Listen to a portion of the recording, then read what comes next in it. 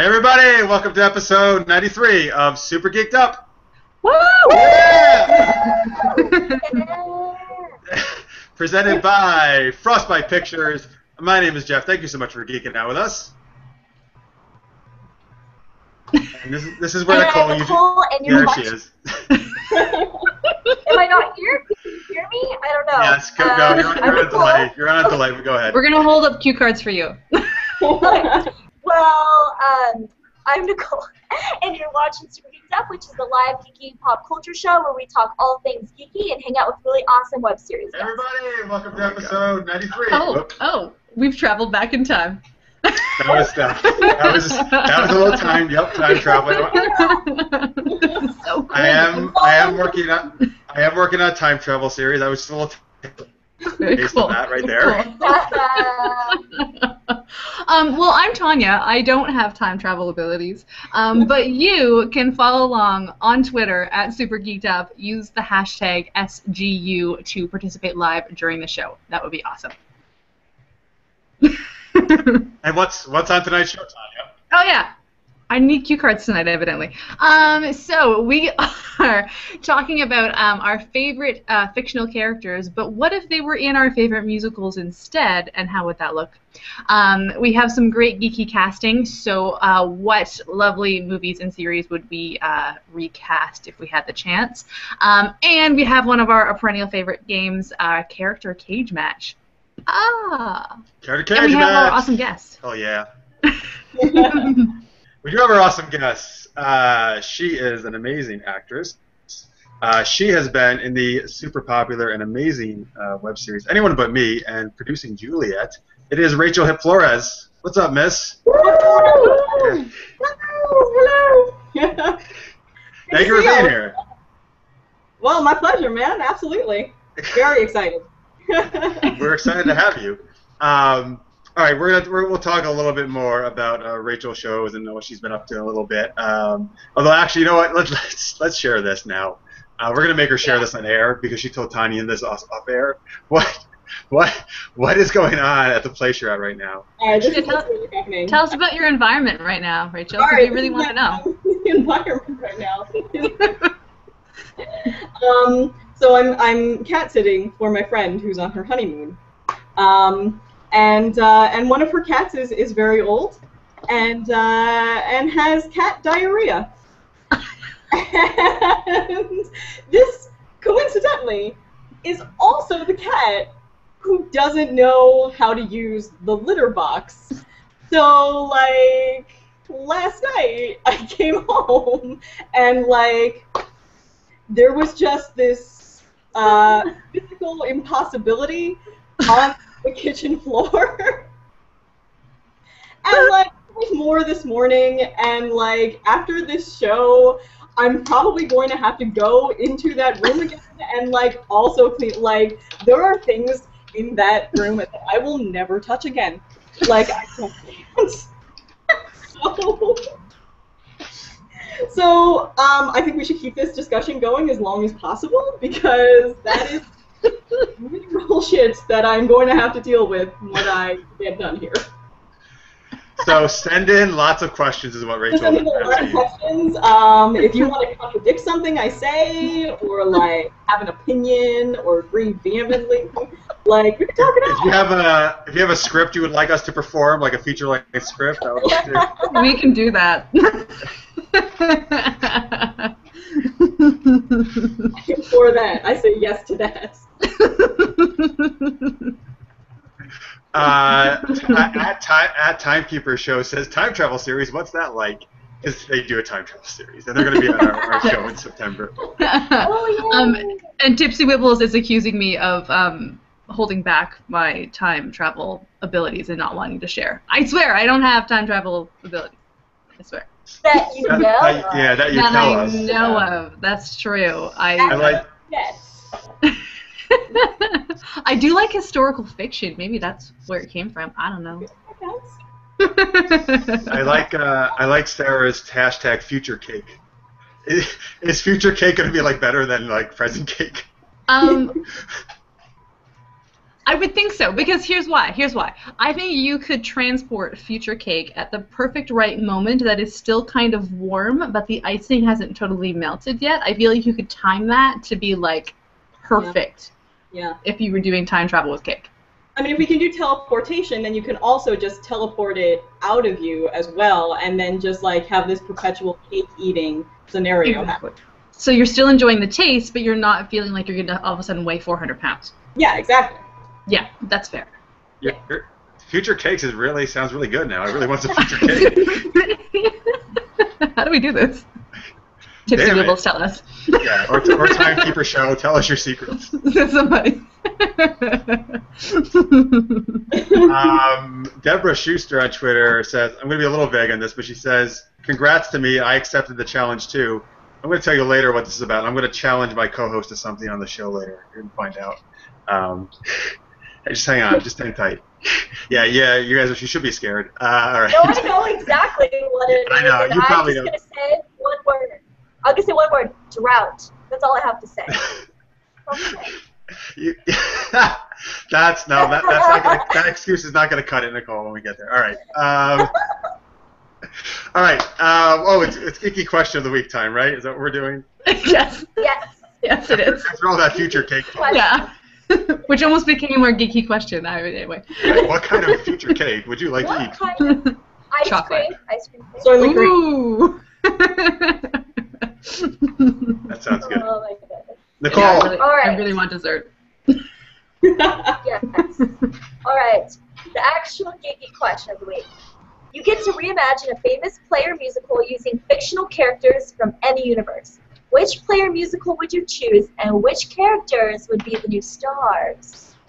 Ooh. Can I go first? Go for it. Of course. I would love to see the Avengers do The Sound of Music, and Tony Stark is playing Maria Von Trapp. Oh. Come on, there's a billion of them. It works. That's funny. Oh wait, That's really cool. that's nice. Rachel, what would you? All right. So here's the thing. I went a little overboard with this. Oh gosh, that's All awesome. right. So I did Tempest because that's my favorite play. And I don't know musicals very well. I've actually never seen The Sound of Music, which is like a hole in my life, I'm told. I know. Okay. So next time we're doing the little award show circuit, we're clearing about 3 hours. I We're sitting you down and watching some music. It's cultural deficiency. It never happened, and it's not really. Actually, you know what? I don't. Okay, never mind. I've seen it performed. I haven't seen the movie version though. Okay. I was like, whoa! Tanya was about to have a heart attack.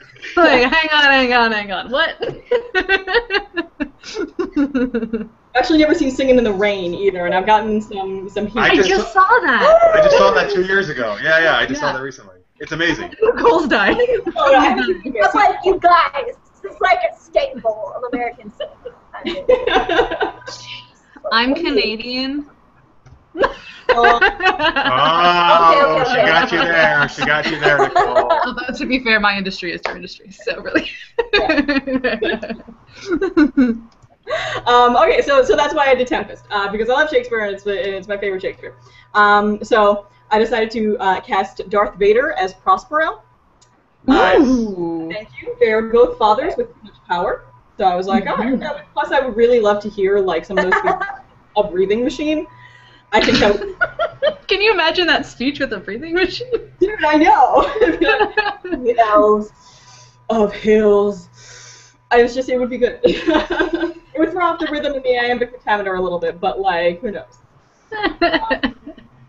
I just saw Guardians of the Galaxy this morning, because that's what I do with my mornings. I go see movies, and I want to cast Rocket Raccoon as Ariel. Because they're both, get shit done type of people, and like you don't actually know how they're doing it, but all of a sudden like things just appear, and kind of feel like they're both very resourceful characters. Gollum is Caliban. Oh, perfect. That's perfect. That's amazing. That's amazing. Yeah. I'm very excited about that. Ygritte from Game of Thrones as Miranda, because they're both sort of oldlings.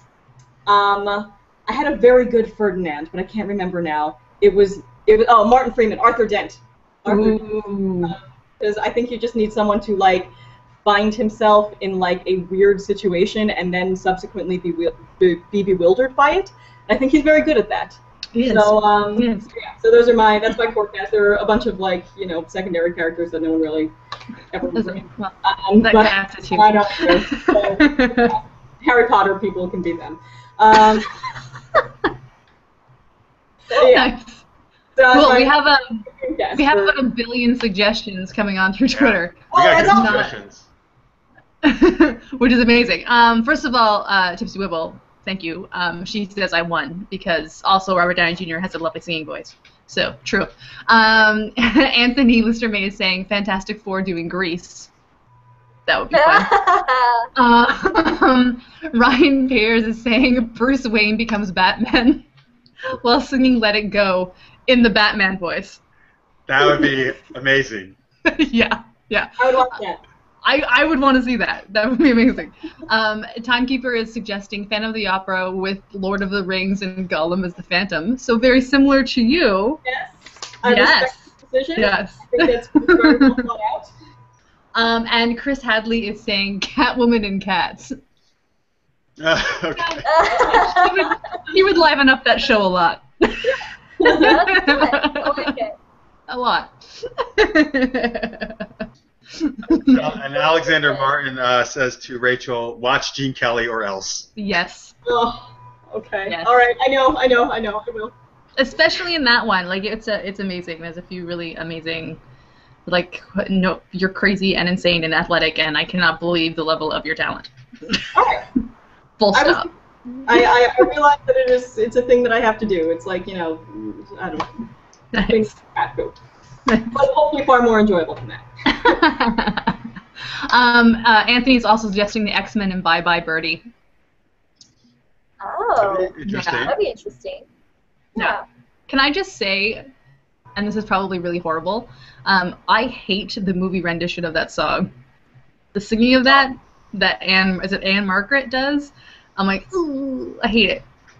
I hate it. Story. What It's- story? Hummingbird. Have you heard about you That's all I going? know.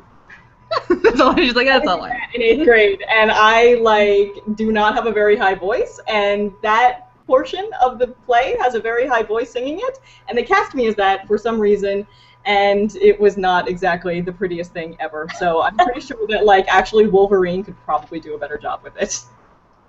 Given that Wolverine is Hugh Oh, Jackman, yeah, yeah, he's like that's a crazy Broadway guy for sure. Oh my god.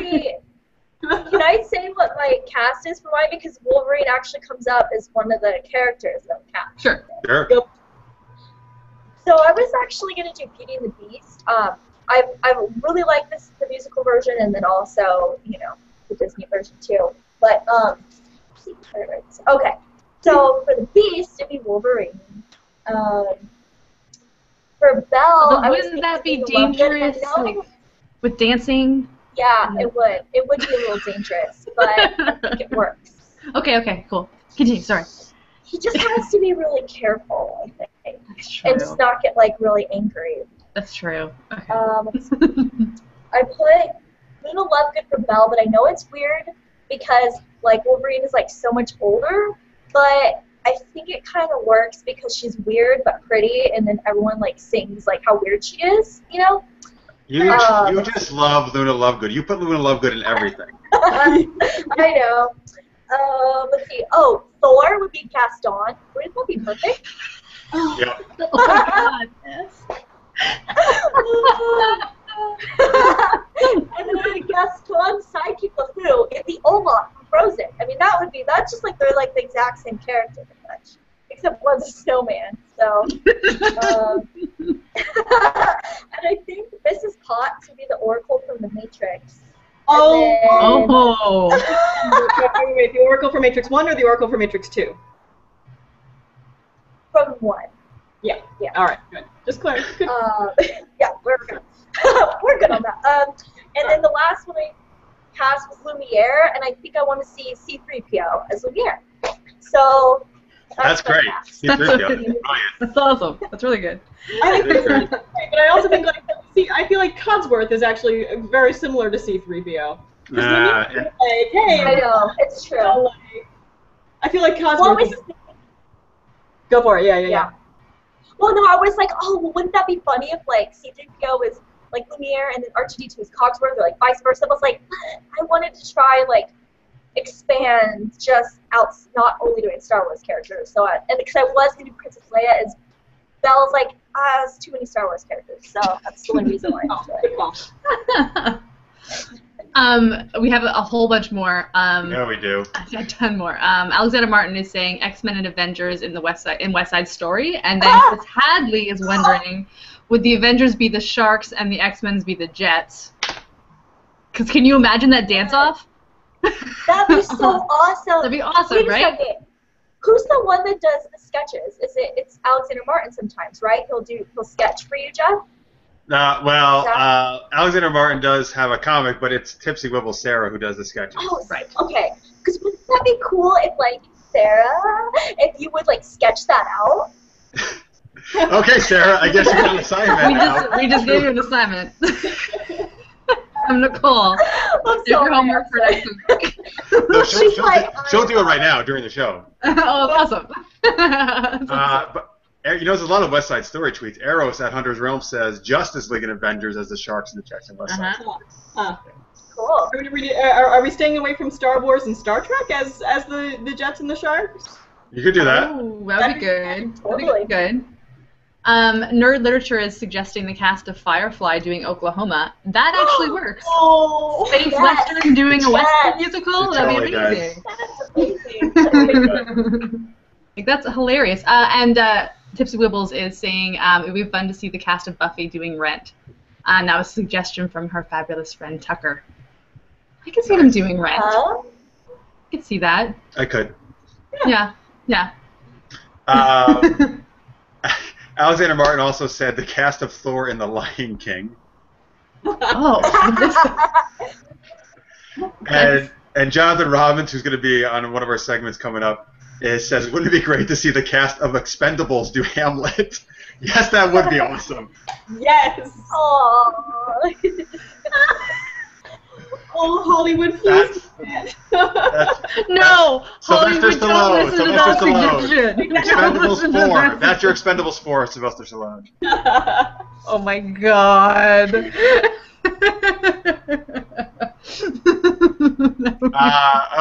At Ned Thorne, by the way, jumps on the Tempest thing and says Walter White would be Prospero. Oh, nice. Interesting. Very nice.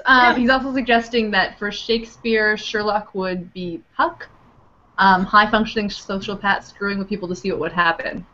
Huh. That makes sense? I just want to get Sherlock in there. I wanted to get Sherlock in there somewhere. I wasn't quite sure. I figured he might be like Alonzo or something in Tempest. But Pucker, I can see that. Okay. Nice. Sarah, by the way, says, ugh, homework, it's too late for this. Just kidding. Fuck yeah, I'll draw that shit. Yeah! Nice. All right, Sarah. I guess I gotta do mine. All right, so here's this is the one segment I didn't really prepare for. So I'm just coming up with stuff. Maybe you guys can help me out. You have to give us a clue now. All right, so the one I'm gonna choose is Les Mis because it's my favorite musical. Ooh, me too. Yeah. All right. Cool. Oh, good. So you can help me then because you know all the Yeah, characters. All right. All right. So for Javert, I'm gonna do Darth Vader. Okay. Yeah. I think it's very good. Right. Okay. He couldn't get through that song though when he jumps off the bridge. That would not. He wouldn't Because have of the breathing He problem. wouldn't be able to do that because he couldn't hold that note long enough to do that. That's true. That's very true. But okay, it still works. All right, cool. For Jean Valjean, I don't know. I want to hear your guys' ideas. Maybe I don't know. I was thinking Batman possibly for Jean Valjean. And I need somebody, right? Very strong and heroic. And Yeah. Always does the thing that's right, even though no one else agrees with him. Superman? Superman, yeah, it might be better, actually. You're right. Yeah, Superman yeah. always does what's right. Yeah. Batman does what's necessary. Yeah. Yeah. Good point. That's true. All right, I like Superman better. That's a good choice, Rachel. Yeah. I would suggest early series Willow for Eponine. Eponine? Oh. I was thinking early somebody series. from Buffy for Eponine, yeah. Because, she never gets really noticed and by the guy she wants and all that fun stuff. Like, at that, and, she's yeah. I would say early Buffy Willow for Eponine. Yeah, no, that's perfect. Great choice. Yeah. And Eponine's one of my favorite characters. Me too. And she is really almost the only, like, big musical role that actually an alto can sing. I'm not saying that because I'm bitter. No, it's cool. Whatever. So wait, are you saying most of the roles are sopranos? Yeah. Is that what you're saying? Yeah, they really are. So if you don't have a soprano voice, it's very hard to like do any sort of big parts in musical theater because there's just no music written for you. You can't. It's really hard to do. I'm not bitter. It's fine. It's totally fine.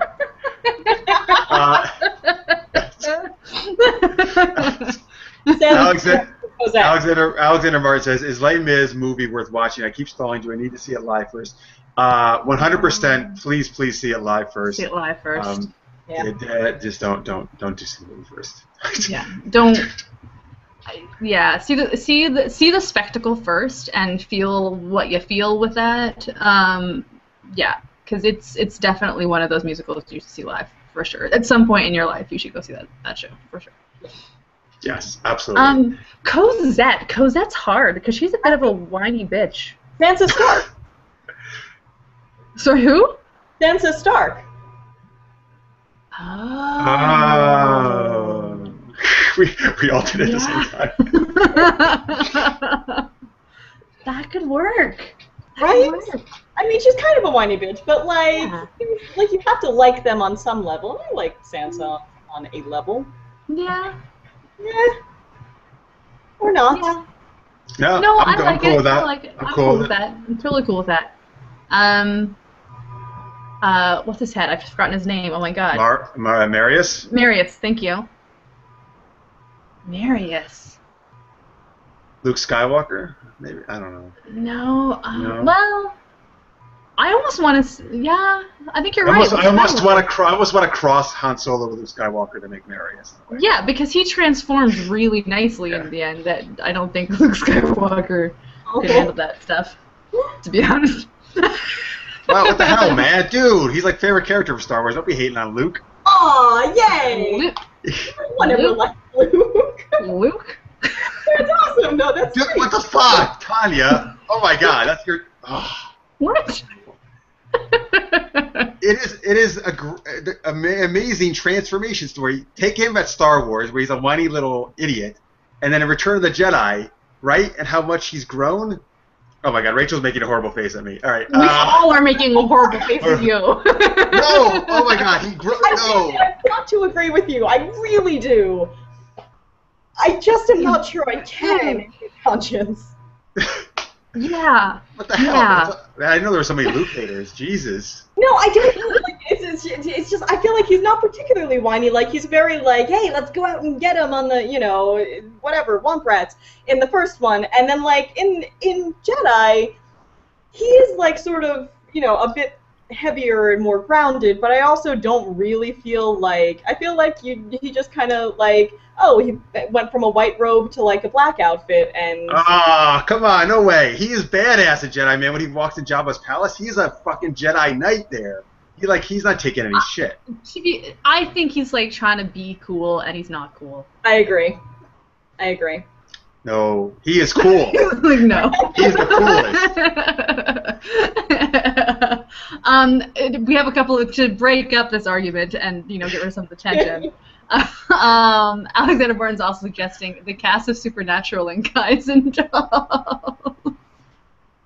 Nice. Yeah, that'd be awesome. I can see that entirely. I like Dezzles. By the way, Dezzles says he has been in Rent, and what else was he in? Oh, Rent, West Side Story, and Jesus Christ Superstar. He said he's been in. Very nice. Nice. And I like his ridiculous. He says this is ridiculous. This choice. Jesus Christ Superstar. He would cast Snape as Jesus. Yes. No, wait, as Jesus or as Judas? As Jesus. As Jesus. As Jesus. I don't know if anybody's gonna know this character but me, but this is my favorite show. Deep Space Nine. He would cast Garrick as Judas. That's perfect casting if you watch this. That's show. amazing casting. Yeah, amazing. It's brilliant. Captain Amazing from my series Super Knocked Up as Simon. Nice. Oh yeah. Yeah. Nice. Dezel's also tweeted Dezel's how great Luke Skywalker is. Yeah, well, Dezel's whatever. No, he hasn't done it yet. I'm asking him to. Oh, no. Yeah. Don't do it. Don't give in. These aren't the droids you're looking for.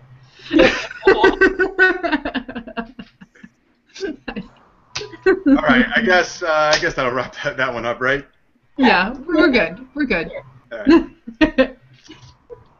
All right, so Tanya, I'm going to talk about some series here. So, Rachel, Hey. why don't you tell us a bit about some of the shows you're involved in, like producing Juliet and Anyone But Me? Why don't you tell us about those? Oh, all right. Well, producing Juliet. Producing Juliet is my newest one. Also written and directed by Tina Cecil Ward, who did Anyone But Me, and it follows the relationships and the struggles and the drama of this group of indie theater artists who are trying to get this play to the stage. And I play Juliet Bello, who is a successful playwright, but is having a little bit of trouble getting her sophomore play produced. And I like it. I'm very familiar with the world.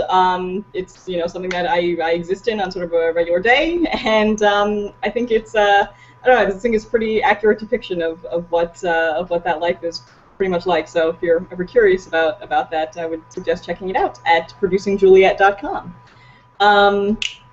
The show is awesome, by the way. I got to see the premiere of it actually at Rain Dance with us in London. Yeah, of course. Sweet, dude. Yeah. So we've got 4 episodes up, and I have all of this information at my fingertips. Hang on, there's a link I can send you to. Can you still see me? Yes. Yes. Awesome. I'm really bad at this stuff. So here's the upcoming information. We've got 4 episodes out at producingjuliet.com. And, excuse me, my light just went off. It was the cat. It was. Okay, not right to hate animals.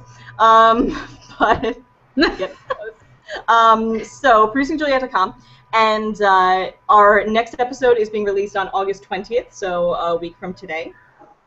We've got 3 more episodes coming up, one on August 20th, one on September 3rd, and then our season 1 finale on September 17th. So you can check us out at like I said, producingjuliet.com, and it's also distributed by Out TV in Canada, and will be on their website and their digital arm, Gay Direct, on October 1st. Producing Juliet is also on jts.tv and, of course, YouTube. So check us out. Yay, JTS. Thank you. I would like to say that Chris Hadley is sending you a whole bunch of love right now, Rachel, saying that... I don't know this person. He is saying that Producing Juliet, Anyone But Me, and Good People in Love are amazing shows, and Rachel is amazing in every one of them, as are the entire cast. Thank you. Thanks very much. I agree. Cast is amazing. Watch the show, guys. Very much watch those shows. Hey, Nicole, why don't you tell us about Progress and maybe your new project? Okay. Well, Progress is a series that takes place in Victorian England. There's a steam-powered internet, Jack the Ripper's on the loose, and that's at progressseries.com. And actually, it's coming soon to JTS. And then our spin-off series is like a YouTube blog-style parody show set in the Victorian era, featuring some of the same characters, and also featuring some kind of like well-known web series guests as well. And that's exclusively on jts.tv/harlot, and episodes 1 through 4 are online now. Yay! Best URL ever. Yeah, actually, yeah, because you are a lover. And yeah, I'm in a show called Asset, which is also on JTS.tv. You'll start noticing a trend. I'm noticing a lot of people are going to JTS, so get a subscription, people, to watch shows. Like $4. $4. It's $3.99, and you get hours of entertainment for, like, it's crazy, and the shows are amazing. Anyway, so Asset is about a regular Canadian guy who was unknowingly recruited by the CIA to take down a Russian arms cartel. And I play an evil Russian ex-spy. What I do. I love that. I love that this time you added annoyingly recruited. Oh, it's so annoying, these CIA. They're always recruiting. Well, do you see how they treat the guy? Really, they're not very nice. Anyway, I also said unknowingly. Unknowingly. Oh, unknowingly. Unknowingly. I thought you said annoyingly. Yeah. Also annoyingly. Whatever. Yes. On that note, Jeff, tell us about Super Knocked Up and Frostbite Pictures. I will. Super Knocked Up is action comedy. Female supervillain gets knocked up by her superhero nemesis. So these two enemies have to raise a baby. Oh, man, what a problem that is. All right, you can watch it at superknockedup.com or the YouTube channel you're watching this very minute, SKU Web Series. And we are part of Super Geeked Up, anyways, part of Frostbite Pictures. They are an awesome, out of Vancouver channel where original online content, a lot of amazing shows. You go to frostbitepictures.com, you can check out all the shows. We've had a couple of them on recently, like Last Fall of Ashes and Eternus, and other ones coming up. But and at Frostbite Pics is their Twitter, and I do a bunch of the tweeting from there, so you'll be talking to me actually in the tweet. So we're about if you're watching the recorded version, we're gonna take a quick commercial in a second. Jonathan Robbins, if you're watching, please come and join us for the next segment. We need to do a Jonathan Robbins thing. Did we decide what we were doing? I don't know. What did we decide? I don't know what you're doing. I don't know. We tried to do like a J or an R or something. That's all right. That's terrible. In a second, we're gonna do a little Robin Williams retrospective, and I have a little challenge for my co-host, and maybe a little Boston and Comic Con recap, and we got character cage match and geeky casting and a bunch of fun stuff. So we'll see you back in a second. Welcome back from commercial break. All right. That's like my favorite part of the show. Yeah, we just wait for that the whole show. We really do. It's like anticipation. Well, we could add some more commercials during the show if you want. Yes, tweet us if you want more commercials. Mostly because we just want to keep doing that over and over again. Yeah. By the way, Dazzles distressingly and annoyingly and unknowingly a little while ago said, "Nah, the girls had you beat, Jeff. You've lost this one. Down with Luke." Oh. Terrible. This is why people turn to the dark side, because people tweet stuff like this. All right. Well, you know, did I mention that I just played an evil Russian spy? Yeah, you are very evil, actually. Yes. That's true. That's true. And Jonathan Robbins is commenting on the fact that he also heard annoyingly. So, yeah, and here he is. A new tagline. And there he is. What's up? It's Jonathan Robbins. What's Jonathan up? Robbins. Come right away. So it's Jonathan Robbins from Clutch, Asset, Out with Dad, all those shows. What's up, sir? All those shows. Yes, he's from every show on the internet. Because I was just Every watching show. it. Every show that's done in Toronto. Your commercial right now. I was waiting for the commercial, and then I realized, wait a minute, we're live. There is no commercial. Oh, actually, what we could do, we could act one out because Rachel wants to prolong this as long as possible. So we could act out a commercial like, I'm drinking excellent Toronto water. Maybe it should be a commercial for a cat diarrhea cleaner. It's gonna be so bad, guys. Does your cat have diarrhea? Hi, I'm Rachael Hip-Flores. Your cat had diarrhea. Great. If you're like me, you have a cat who has diarrhea. And by the way, watch Producing Juliet. All right. Hashtag watch Producing Juliet. All right.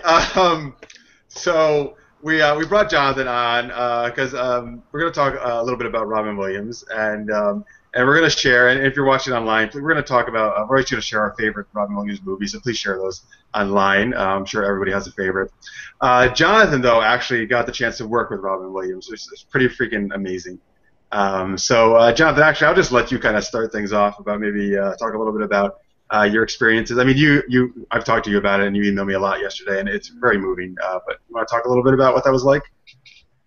Sure. Yeah. I think first to say that so many people have come out with Robin stories, whether they've met him or worked with him or just seen him on screen. And we're all connecting through these stories and realizing just how many people that this man has affected and touched. And I think it's really wonderful that out of this we have this opportunity to all connect over this and share some of these stories that might have otherwise been kept to yourself. And I guess my hope is that it helps us with the memory of the best things, and maybe some of these stories reach the family and friends and help them appreciate and understand what it's easy to say, oh yeah, of course, everybody knows how many people loved him and how many people were affected by him, but to actually hear the stories, I think it makes a big difference.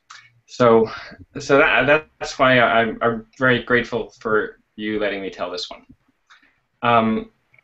Like many people, Robin Williams for me was my icon.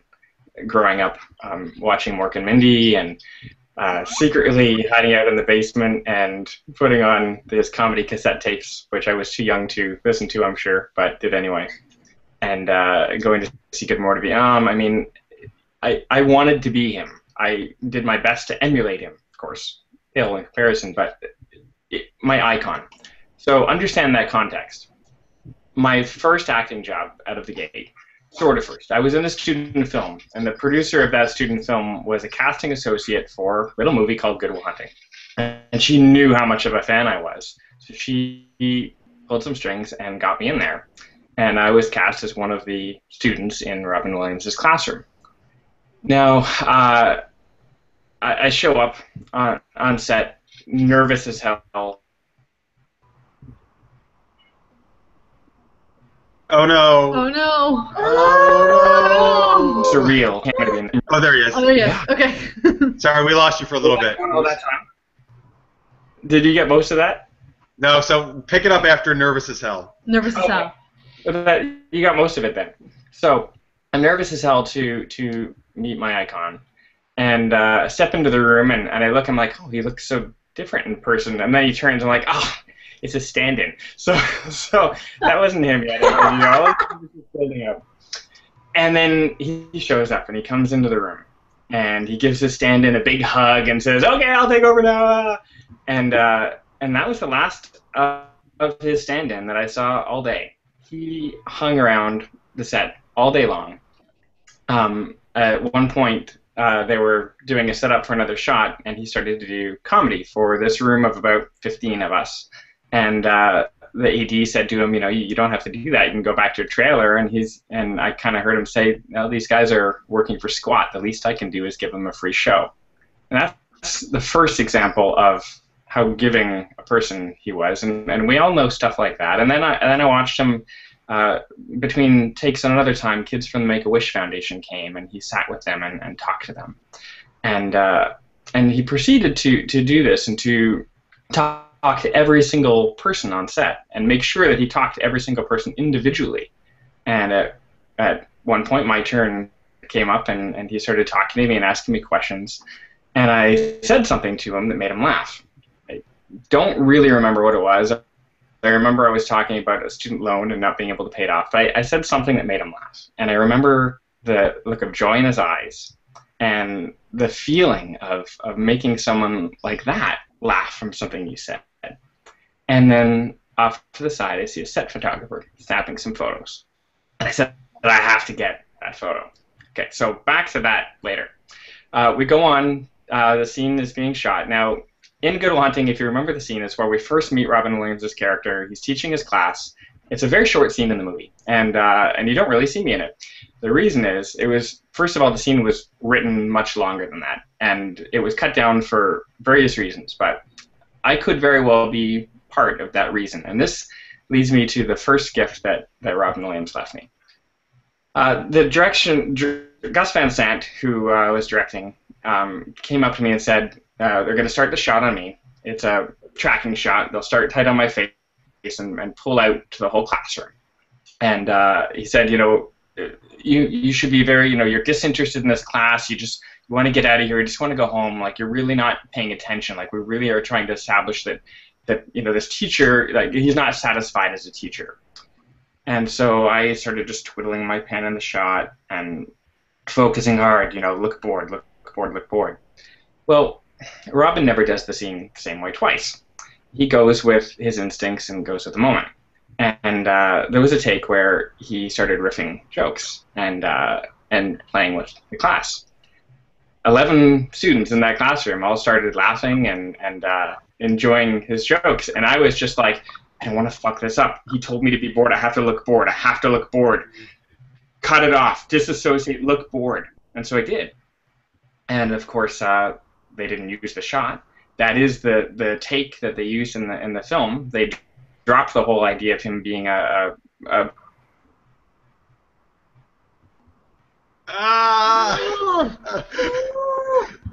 cliffhangers. Pregnant pauses. Come back, Jonathan. Out of my blurry face, just looking plain as everybody else is laughing. And check my connectivity. Are you guys getting this all right? Yeah, we lost a little bit, but keep going. Keep going. All right. So I realized that I was playing the direction and not listening to what he was giving to me. I wasn't listening to my scene partner. And that lesson has stuck with me every time I've done a performance since. So I always wanted to tell him this and say, I know you, like, it wasn't that you weren't funny, and it wasn't that I wasn't, I was so stuck in that, and you've taught me that, and thank you. And I wanted to tell him that. So cut to some time later, back to the photo. I went looking when Good Will Hunting came out, and a press package came out, and there was a press photo, and it was that photo that was taken while he was talking to me. They used it as a character photo. It wasn't quite in character. Some things were different. He had his hands in his pockets, and he was, more relaxed than he was in the character. But it was good enough that they could just use it as a character shot. But I know that photo, and I remember that photo, and it was him talking to me. And so I had this photo, and I went to see him in Bengal Tiger at the Baghdad Zoo a few years ago on Broadway. And I waited outside stage door and saw him, and I said, Robin, I was in Good Will Hunting, and he stopped and he listened. And I had his complete focus. He was listening. It was raining. There were crowds shouting his name. He didn't care. He was just listening to what I had to say. He was giving me the attention. And I shared with him that story that I just said now. I asked him to personalize the photo, which he did. And I got that second sense of the generosity and the warmth that he had. I don't know if he remembered me or the talk or any of that, but he pretended to. And I think he just wanted to make me feel special, and he did. And when I heard that he had passed, I went online, and the first thing I saw was an article from the Hollywood Reporter, and for his obituary, they used that photo. So, albeit a small part, his final gift to me is that I am in some way part of his memory, and that smile and those glowing eyes that he has in that shot, I'm part of that, and that's a really wonderful, special feeling to know that even for just a brief moment, I was able to give something back. So yeah, that's my story. Sorry. Thanks, Robbins. Yeah, thank you. Thank you for sharing that, Jonathan. That was Thank awesome. you. Here is actually. Do you have it? Oh. See it. Yeah. Oh. That's so cool. That's awesome. So maybe the best day in my life. One of them for sure. That's so cool. So Jonathan, what is your favorite movie that he's been in? Good Morning Vietnam. That was when I knew I wanted to be an actor. Yeah. Awesome. How about Rachel? What about you? Birdcage. I met one of my best friends in high school quoting Birdcage. So yeah, that was my favorite. Nice. This. Nice. Hunter's Realm on Twitter also says good morning Vietnam, so he's with you, Yeah. Jonathan. Chris Hadley said Aladdin and Mrs. Doubtfire. Mrs. Doubtfire is actually mine choice. I love that movie, and he's so funny, but there's also like so much heart to that movie. Like I cry at the end of that movie every single time I watch it. It's so good. Me too. Yeah. Nicole, what about you? Actually, well, Mrs. Doubtfire is probably one of my favorites, but I kind of have like a tie between Mrs. Doubtfire, Hook, Aladdin, and Dead Poet Society. Like, I love like every movie he's been in, but I think probably Mrs. Doubtfire is followed by like the other three, just very closely, you know. So. Cool. Tanya? Yeah, I mean, I've got a bit of a tie. Good Morning Vietnam as well. Actually, we were just watching that before the show. And I loved Hook. There's something magical. I mean, as an actor, you're sort of taught to always to be playing and to view things like a child when you're acting, and to really have that sense of play and wonder. And there was just something about Hook and the time that I saw it that I was like, yeah, don't grow up.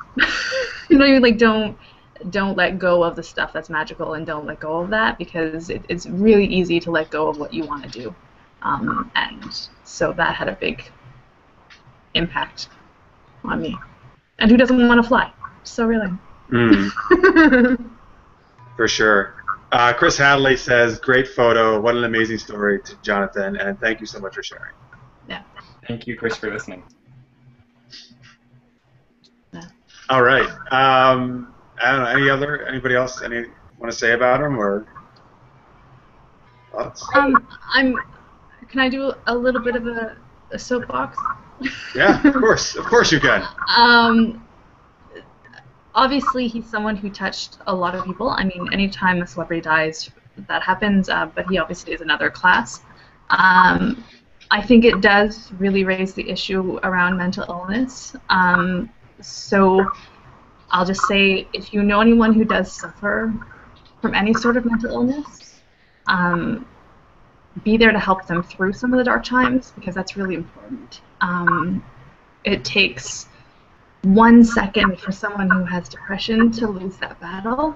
I'm getting emotional. So be the people to help people. Even if they just need someone to sort of listen, be in a room while no one else talks, like be that person, and it's really important to encourage people to get help. Absolutely. Well said, Tanya. Cool. Good. You know, and I was watching a bunch of the yesterday, like online, all the morning shows yesterday did, you know, like a lot of stuff on him, and had people come in. So you know, James Lipton from Inside the Actors Studio, he had, and I actually remember watching this when he was on, and it was just, oh my God, it was amazing. Robin Williams was on, and Lipton said, back then before he interviewed him, he like watched Aladdin to see how many characters he did, and in 2.5 minutes he said he did 52 different characters in that movie, which is just, and that's why, right? He's in a league. No, there's nobody like him. There's nobody who can do that. Do you guys know who Norm Macdonald is? Yeah. The comic. He wrote an amazing tribute on Twitter about the first time he met him. It was his first appearance on Letterman, Norm Macdonald's first appearance on Letterman, calling himself a punk kid from Ontario, and how the funniest man in the world basically made him laugh for 10 minutes in his own dressing room and no one else was around. And it was the most amazing tribute that I've ever read by anyone. I'll tweet it on our page when I find it again. But it just really encapsulated how, I think what Jonathan was saying about him seems to be that his thing was to give to other people, and to make them feel better and to brighten their world. And I think that might be what we're all feeling, is that he gave himself a lot to us, and that's hard to find. For sure. To share some more other tweets here, Timekeeper Show says The Fisher King and Dead Poet Society, some of his favorites. Matt on Twitter says Bicentennial Man is a favorite of mine. And what else do we have here? Eli David also said Good Will Hunting and Dead Poet Society. He also has fond memories of Birdcage and Aladdin. No. And Timekeeper also says Birdcage has such a good range of emotions, from dramatic to comedic, and him just being him in places. Yeah. Thanks for sharing, guys. Yeah, thanks, guys. Eli David says #truth spoken by Tanya Dodds right there. Thanks. All right. Okay. Cool.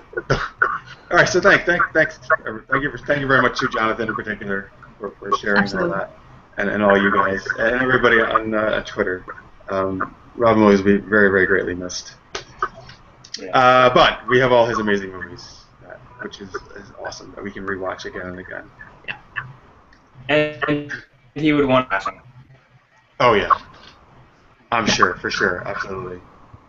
Although I will say, aside from the really lovely tribute that his daughter posted, she also said something about, for those of you saying horrible things about him, keep in mind that he's secretly giggling somewhere as he sends legions of pigeons to poop on your car.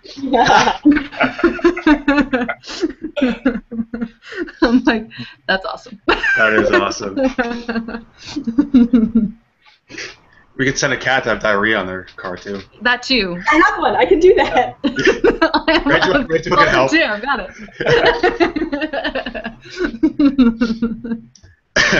All right. Well, let's, Jonathan, stay here for just a second more, all right, if you will. So Nicole already knows what I'm about to say. She figured it out. So you may have seen online, possibly, going around. I just found out about it. There's what's called the Ice Bucket Challenge to benefit ALS, which is also known as Lou Gehrig's disease, okay?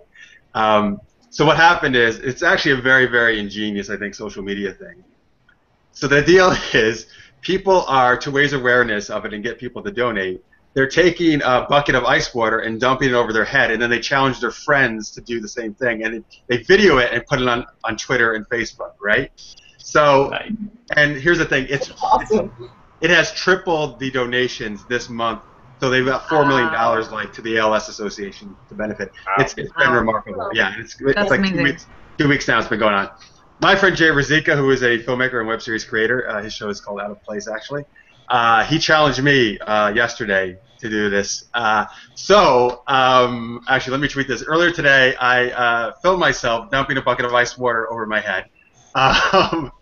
So hang on. Give me, so I'm going to tweet this out in a second here, folks. Actually, you can check it out. Oh, that's very exciting. Yes.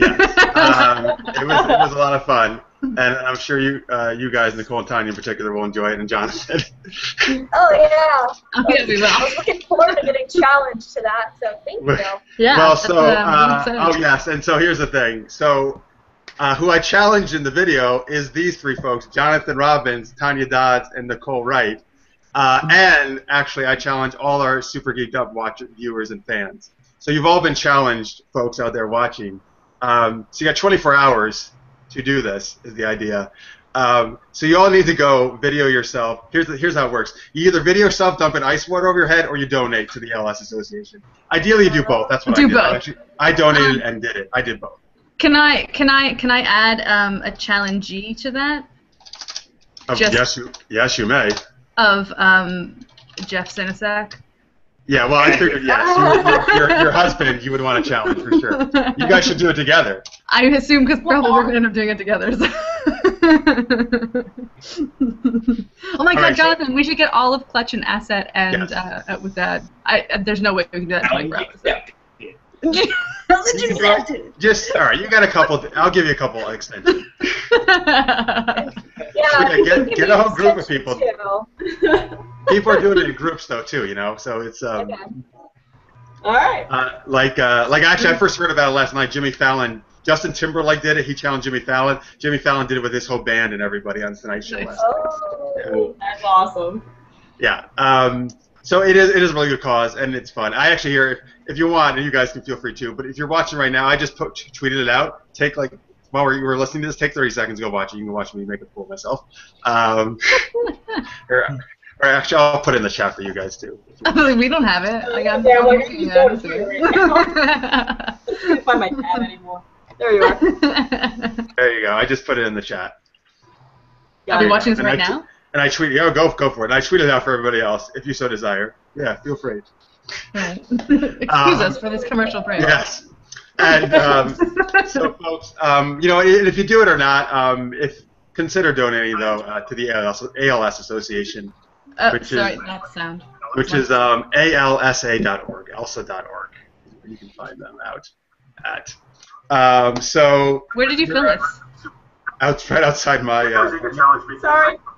Yeah, mute the sound. They're doing it right now. I can hear it. Yeah. It doesn't look like that warm a day. It actually was raining when I was doing that. You can't really tell, but it was raining and it's not super warm, unfortunately. I love how you took off your glasses. Yeah, I did. That's great. I especially love the little at the end. Yeah.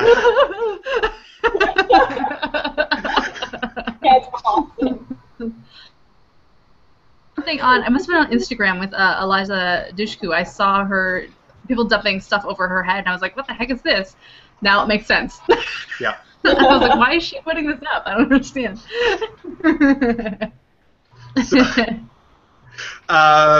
So there you go. So you've all been challenged. Hopefully you'll accept. Nice. And do it. Oh my gosh, sorry, my neighbor is having like a crazy party. There's like random, if you hear random laughter. Go over there and dump a bucket of water over their head. Donate money!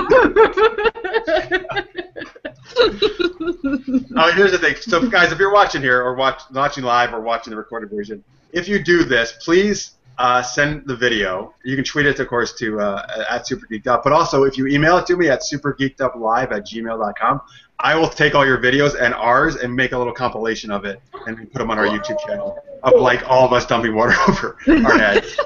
Cool. So, Jonathan, all you guys, whatever, anybody who you guys do it, send it to me, and I'll put them all together. Cool. Will do. Anyway, yeah. So there you go. So it's a great cause, and I'm actually just impressed. I think it's a pretty ingenious, like I said, campaign too. It is. All right. So we're gonna talk a little character. We're gonna do character cage match, geeky casting coming up. So maybe some more cat diarrhea. I don't know. And let's. It's just... Like hopefully not, Rachel. No. Well. All right. Sorry. Somebody nerd rage renegades are asking why I'm not following them. I just followed you. Don't get mad at me, nerd rage renegades. So before we got into that, Boston Comic Con. I was just there this past Friday through Sunday. It's one of my favorite cons. My 4th year there. This year, besides having a booth like usual, we did 2 programs. We did a Make Your Web Series Now program, which was very cool and actually much more well attended than I thought. I didn't really know, it's a Comic-Con, how many people would be interested in doing web series, but apparently a bunch are because they all came out. So I did that with our friends Vanessa Verduga from Justice Woman and Marks Pyle from Reality and Demand and Genretainment, and he has a book coming out called oh my God, I just said the book, they're in the panel too. Television on the Wild Wild Web and How to Blaze Your Own Trail. That's what it's called, which is going to be amazing. And we also did Super Geeked Up there. We did a program, Super Geeked Up, with an audience, and it was amazing. The room was packed. It was like almost totally full. It was like probably almost 100 people in the audience. It was amazing. And it was just super, super fun. We had volunteers come up. They were playing Name That Geeky Tune and Character Cage Match, which we're going to play in a minute. And it was great. And it was a lot of fun. So thank you, everybody who came out to both those panels. Thank you to the volunteers who were goofy with us and played our stupid games. And to Boston Comic Con. Stupid, Jeff. They're not stupid. Okay. No, they're not. Really they're actually awesome. They're actually awesome games. But so yeah. So thanks, guys. Thanks to Boston Comic Con. All the cosplayers. There's like over 250 pics I took of cosplayers on our Facebook page, facebook.com/superknockedup. You can check out. Anyway, so it was great. And they will be up on Instagram at superknockedup very soon. Oh yes, Tanya does our Instagram for us. Thank you. Yeah. So that was very cool, and we're going to be doing, or actually next stop is ITV Fest in September. We're going to be doing Super Geeked Up there, and hopefully we're going to keep doing this at more and more Comic Con. Where's that? What? Yeah, so you want to know if you can come, because she didn't make. Yeah. She was trying to make Boston, she couldn't do it. Sad face, yeah, I know.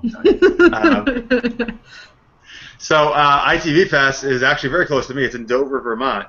Not too far, Tanya. Not far. That's far. You can possibly do it. East Coast is more possible than West Coast. You should come. You should come and do it with me. I was like, nah. Why don't you come out here, guys? Come on. Because come to the West Coast. Yeah. We're trying. Nicole's ideas, though, is for us to get together. She wants us to go to cons in Minnesota in January. That's what her ideas are. No, actually, I lied. It's not Minnesota. It's actually Mississippi. I thought it was Okay, wait, what the fuck? Whoa, that's like that's completely different locations. One is the South and nice and warm, and one is the freaking tundra. Okay, I'm sorry. If Minnesota's the tundra, what is Toronto? Minnesota's more north than Toronto is. Listen. Please listen. When I saw the posting of the convention, I could have sworn it said initials MN. And then when I was talking to the lady on the phone, I was like, so you're in Minnesota and you want this convention? She's like, no, we're Mississippi. So I think it was actually a typo. And where I was looking at it. Because I could have sworn it said MN, not MS. So I think you don't know that's your why I thought it was Minnesota. But really, it's not. It's Mississippi. All right, well, that's much better than Minnesota in the summer, in the winter, I mean. It is. Slightly. All right, cool. So, thank you, Boston Comic Con. All right, we're gonna do some game time here. Let's say farewell, though, to not forever, but just for right now, to Jonathan Robbins for the show. I'm gonna go play the home game. The home game was Super Geeked Up. Oh my God, do you have that? You have a limited edition. Oh, he got frozen again. Oh, he did. We're going to say yes, he does. He's going to tweet along at home is what he means, I think. Thank you so much, Jonathan, as always. Thank you, Jonathan. Thank you, Jonathan. Go dump some water on your head. All right, good. All right, so we got Character Cage match, Kiki casting coming up. But, and people tweeted, we want more commercials. They actually did this after we were talking about it. So here you go, folks. We give you what you want. Here's another commercial break. If you're watching the recorded version, we'll be right back. Welcome back from commercial break. Right. Oh, she got all fancy with the hands up. I know, she got all that. We're going to spice it up this time. There's going to be a whole dance and all that fun stuff. Just wait till the next show. There might be something. Is it a rap? Oh, good one. Maybe. Yeah, maybe we can do that. So, sorry, I'm reading people's tweets about my ice water thing there. So Dazzle says, "What's this water thing? My stream froze and I missed something." All right, Dazzles, just go rewatch it.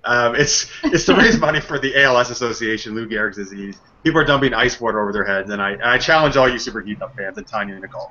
So you gotta go do it. Go to alsa.org.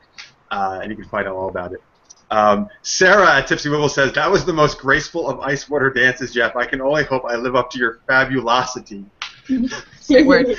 And she's also finished one of her quick drawing, which she intends to prove later. Yeah. Yes. I believe it looks like it is Iron Man spinning around, doing the opening scene of Sound of Music. Yes, with the thing in the dress. Yeah, there it is. I'm retweeting right now. Yeah, it's well done. I feel the hills are alive with his electromagnetic heart. Totally. That's amazing, Sarah. Great drawing. That's awesome. It's well done. It's well done. That's amazing. Thank you. That's awesome. Thank you. Timekeeper wants to know, is there a rope bridge in the home game of Super Geeked Up based on Tanya's background? Yes, all Canadian homes come with a rope bridge.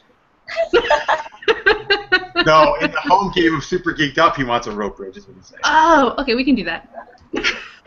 What I need to do is I need to figure out how to raise myself up so it looks like I'm sitting on the bridge somehow. You can see my wall. Why would you be sitting on a rope bridge, though? Isn't that dangerous? Why wouldn't I be sitting on a rope bridge? All right, fair enough. Then I would just imagine somebody would come along and start chopping the end of it while you're on it, like you're in Indiana Jones.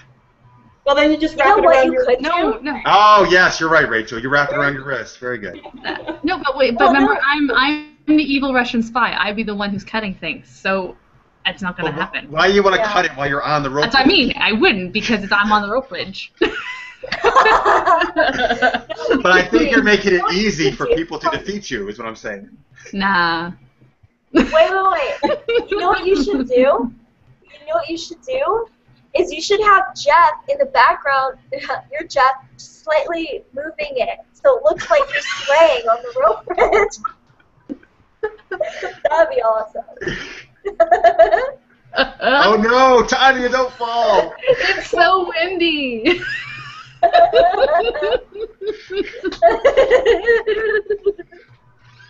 Yeah, you have like put this big fan right off camera on your.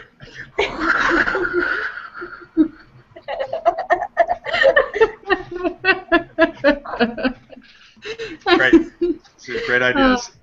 I love how my rope bridge has become almost another co-host of this show on many occasions. We would be really upset if it's not there, so make sure that it's always in the background. Okay. Right, so when you move to LA, you have to bring it with you. Do you know how big this thing is? Can I show you how big this thing is? Yes. Like, look, Yes. it's still going. It's still going. There it is. Oh my God. Whoa. That's What? crazy. Yeah, I need wall space, people. Oh, wow. Jonathan Robbins said, it'd be like Dinosaur Island where it takes an hour to set up the bridge, but it's so cool. Yeah. All right. Well, I've been in Tanya's apartment, so I've been on the rope bridge. It's very exciting. That's true. That's true.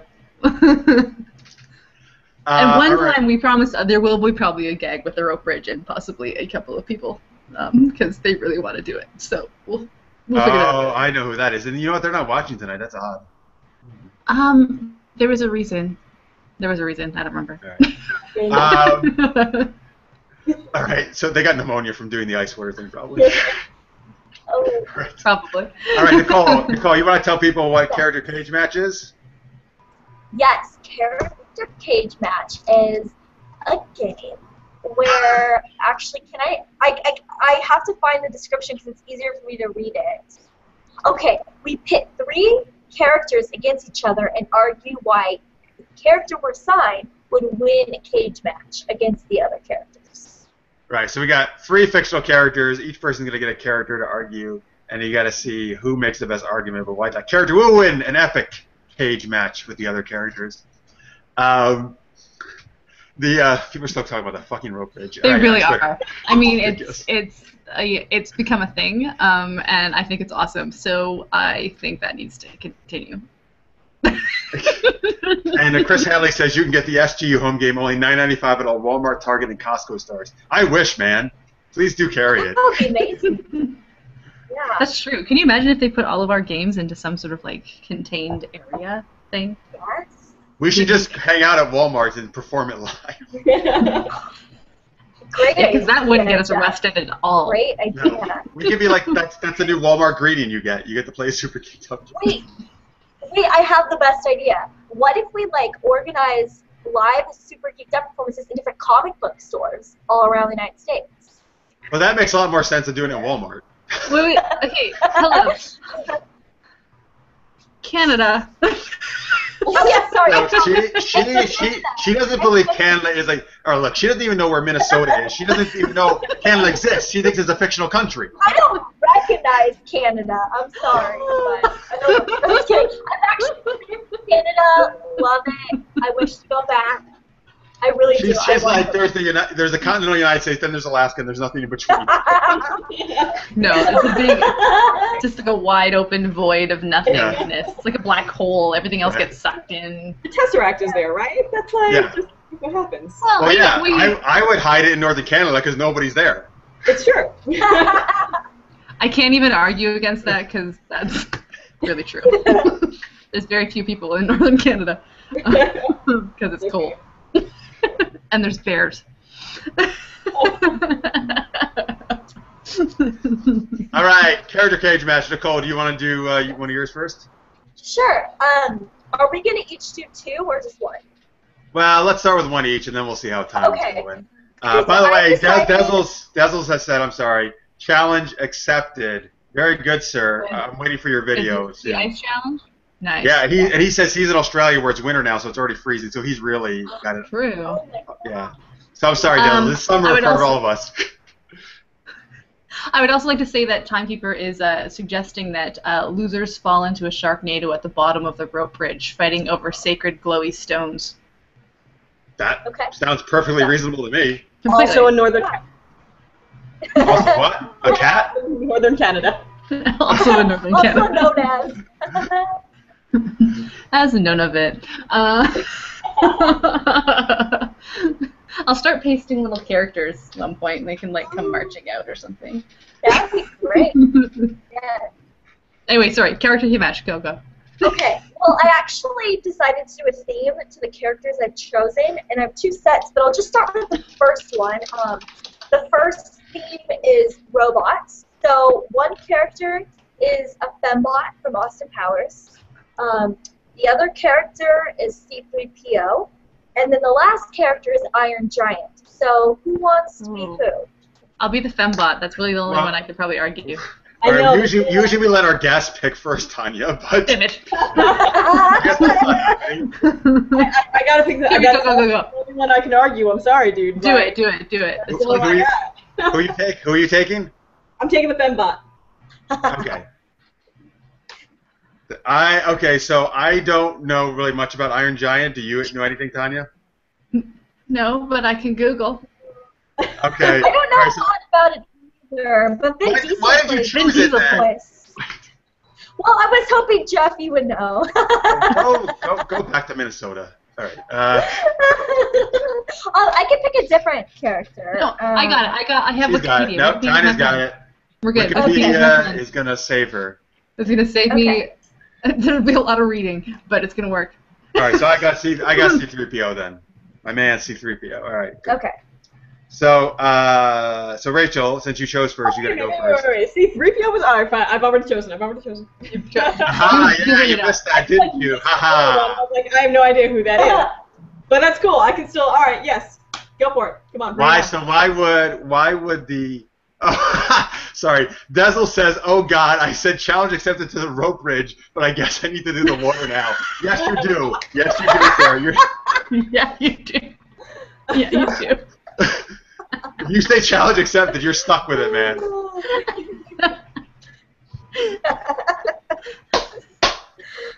All right. Awesome. Oh, well done. All right, so you gotta be careful what you tweet, Dazzles. Careful what you tweet. All right, so Rachel, why would the fembot defeat C-3PO and Iron Giant? All right, the fembot would defeat C-3PO and Iron Giant because the fembot is both quicker and more agile than either of them. C-3PO is unarmed, and so I think she's got guns clearly, and they are precision guns. They're not like things that you can just sort of they're going to cut right to the matter. And she's quick, she's armed, and she can use her feminine wiles. I don't think that they would work out too well on C-3PO, but Iron Giant, I'm pretty sure she has a shot with. Just sort of doesn't even have to resort to violence. Just use what she's got. That is why. All right. Use what she's got. Yep. She's using her wiles. She's got wiles. She does. All right. So C-3PO obviously is going to be the winner, though. This is why. First off, C-3PO is not going to be charmed by her wiles. C-3PO doesn't have sex. He doesn't care that she's a fembot. Whatever. All he cares about is being versed in over 6 million forms of communication and learning more forms of communication and being a protocol droid, right? So that's not going to do anything to him. So now you're right. C-3PO does not have any weapons of his own. He's a very non-violent sort of fellow. But who's always with C-3PO? R2-D2. They're inseparable, right? So, what does R2-D2 have? Yes, I can, Tanya. Shut up. R2-D2 has his little zappy, his little electric zappy thing, right? That he's asking people with. If you don't know the name of it, you're not allowed to use it. Yes, I don't know what the fucking name is. So his electrocuting thing, you know what I'm talking about. So he would just... I don't, because you're not calling it by the proper name. All right, you don't know the proper name either. He would electrocute the fembot with that, and she would be deactivated, right? Now, also, C-3PO has amazing people he hangs out with, like Luke Skywalker, who's a Jedi Knight, and Han Solo, and all that stuff. Now, if you take the fembot's gang, it's who? Dr. Evil and Austin Powers. They're all buffoons. They're idiots. They can't fucking do anything. They're ridiculous. They're not going to win if you put team up together.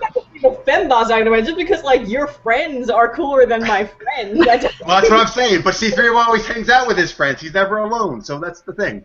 Look, I'm trying to make it work here, all right? Bros, brother. Also, look, since he is so well versed in communicating over 6 million forms again, don't forget that, he could communicate with both Iron Giant and the fembot, and he would just talk it out with them, right? And then they wouldn't even want to defeat him anymore because it'd be like, oh my god, what a great communicator this guy is. Shut him off. He literally has an off switch. No, so you just gave me another idea. Since he talks all the time, he would be so annoying, they would want to turn themselves off because they'd be like, oh my god, we can't take this guy anymore. Just shut up. Holy shit. And they just couldn't take it. And then that's how you would defeat them, actually. There you go. All right, Iron Giant, go ahead. Are you guys done? Are you done? Yeah. Okay. Take your Wikipedia and go. Yeah. So here's the thing. Iron Giant. The guy is huge. So your little fembots, he's just gonna like boom, boom, boom, boom. They're squashed. So it's not. Okay, wait. Boom, boom, boom. That's what it sounds like when he steps. Yeah. Boom, boom, boom. Splits. Done. That's worse than here's not the knowing other. the electric thing. Well, that's the sound of booming. Boom. Exactly. Here's the other thing about the 50-foot tall Iron Giant. He's a metal-eating robot. So he literally will eat you guys for lunch. Done. On top of that, advertising, she is covered in flesh. Yeah, wait, does he really enjoy eating robots? Is that part? I don't think he does. He is a metal-eating... I am reading it. He is a metal-eating robot. And he will react instantaneously in a defensive manner if he recognizes anything as a weapon. So even if you come near him, he's going to automatically assume you're a threat and take you down. Because he comes from space and the dude can fly. But C-3PO, no one would ever think C-3PO is a threat, ever, in the existence of the entire universe. So what he would say is he'd be like, oh, there's that little shiny appetizer. I'm just going to put it in my mouth and refuel so I can stomp all over the fembots. Yeah, well, I agree with stomping over the fembots. That's a great idea, I think. That's fantastic. Yeah, but C-3PO is going to, like, make sure he's well sustained. That guy. I don't even know his name because he's not worth it. He's just a lunchtime fueling for the Iron Giant. Yes, Jonathan Robbins agrees with me. He says C-3PO would just annoy them to death like the spy in Asset the series. Listen, Robbins. You've seen me go on ya. You don't want me to go on ya. Sarah Bricky on Twitter says, Iron Giant all the way. He'll charm all with love and compassion, but he'll fuck your shit up if you point a gun at him. But he won't know the gun is coming. Right, because the femgods, it's disguising their boobs, right? That's the idea? Yeah. He just detects threats and just takes them out. That's what he does. That's his programming. Like, there's no, like, he'll sense. It's like almost like he invented Spidey sense, but it's a robot. I feel like you're just making up a myth about this. I feel like you're making up, like... I will read the exact thing. Vin Diesel as the Iron Giant, a 50-foot metal-eating robot. All right, well, right there you lose because Vin Diesel is voicing it. All right, Vin Diesel? Yeah, apparently it's one of his best acting roles. I've heard this, actually. He did an amazing job of that, actually. That's why he got cast as Groot, believe it or not. Because he was the voice of Iron Giant. Oh, wow, that's interesting. Mm-hmm. Yeah. Well, but C-3PO, who can pilot a ship, would fly the Millennium Falcon around, and the Iron Giant is so slow, he would never be able to touch the Millennium Falcon, and then he would just blow him up with the Millennium Falcon. We have never seen evidence that CP3O can fly the Millennium Falcon. Look, obviously he knows how to fly the Millennium Falcon. He's a We robot don't- protocol that knows everything. Robots. No, there's no evidence. We know the Iron Giant. There's also can no fly. evidence that what you're reading is true. Oh, for Wikipedia. That's actually, it is Wikipedia. It's possible that it's not true. I don't even know how to declare a winner because you guys all gave like really, really, really good arguments. It's really tough. Hell yeah, we did, except Tanya, who's lying. Yeah, Oh my gosh. Tipsy Wibble is backing me I up don't here. know. Why you I think of that, know. Nicole? I just found Okay. out that Nerd Rage Renegades on Twitter is actually Spin and Chief from Panel to Panel Show, who we know very well. So thanks, guys. I didn't know it was you. Okay. Thanks for watching. Cool. Cool. All right, yes, Nicole. Who is the winner of this epic cage match? You guys seriously We blew your mind. you did. I was like, oh, they're probably gonna say like one thing each, and now I'm just like totally confused. No, we went all out, man, for this one. No. Did. Honor. I mean, I was like, I wonder what they're gonna say about C3PO. I know he's really good at communicating. I wonder, and you like blew that out of the park. Fuck But yeah, I think did. I'm gonna have- Oh, but you're not gonna pick me. But That sucks. I think, No, that's why I'm gonna she have to said go you with Tanya. Yeah, I think I'm gonna have to come go with Tanya, on! Iron Giant. In your No. face, Burns. Why is guys it just did in my so face good. and not in Rachel's Oh. face? But seriously, you guys all did a really good job. You really did. Oh, man. Rigged. You guys did good. Fought hard. Go All right. Metal-eating robot. You were never gonna win.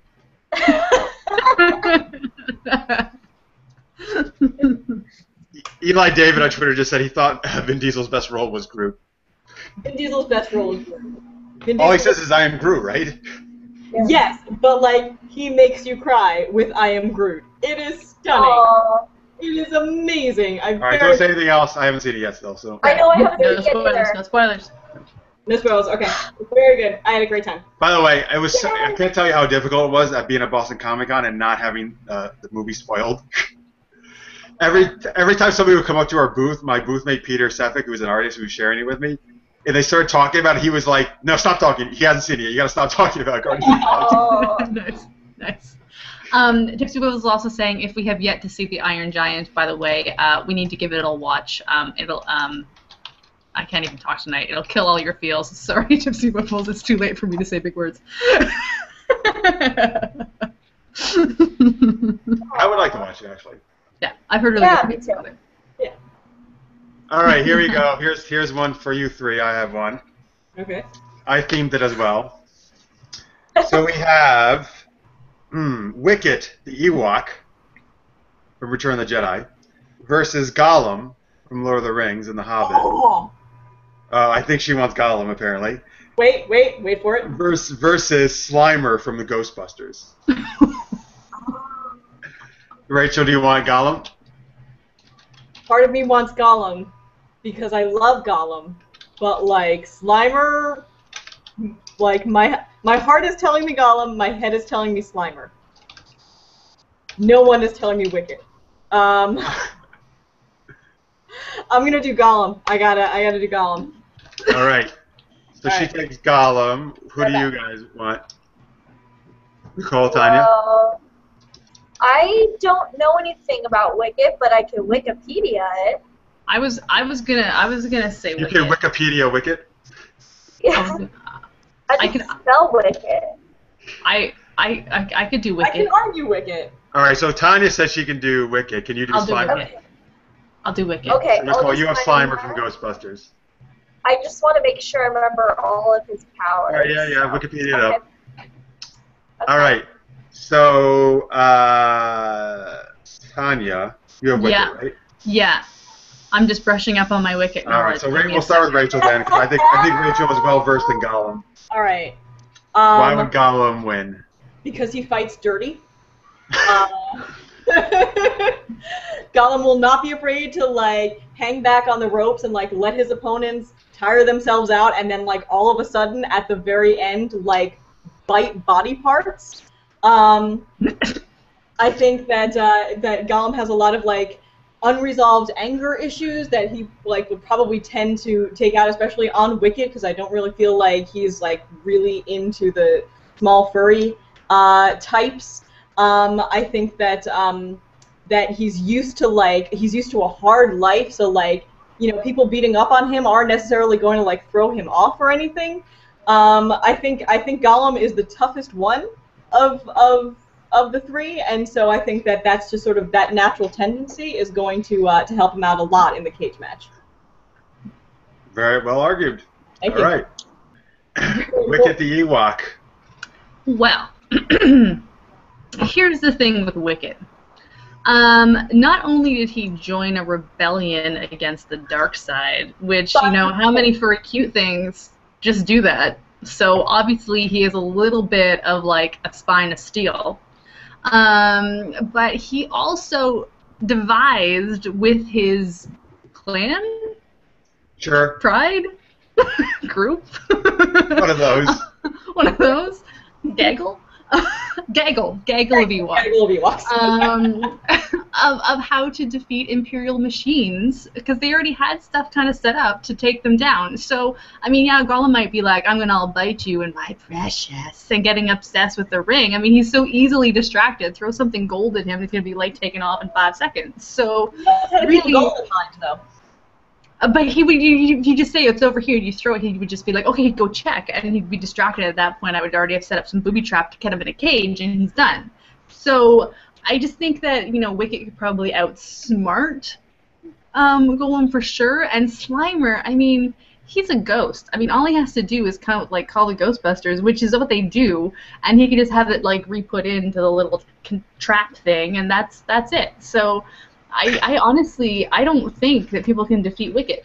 And he's cute. You wouldn't suspect him. You want to pet him and cuddle him and all that stuff, but really, he's just gonna like beat you up. I like how the Ghostbusters showing up in Endor Forest. If Middle Earth characters gonna show up in Endor Forest. Yeah. Before we go to Nicole, very, very good, Connie, though. Timekeeper says Wicket would poke at them with a spear and then hop back and say something cute when Gollum springs and eats him. And Jonathan Robbins says Wicket would kill Gollum and Slimer with cuteness, and then they come back as ghosts and sing along at the end. That's a very nice ending. All right, Nicole, Slimer. Okay.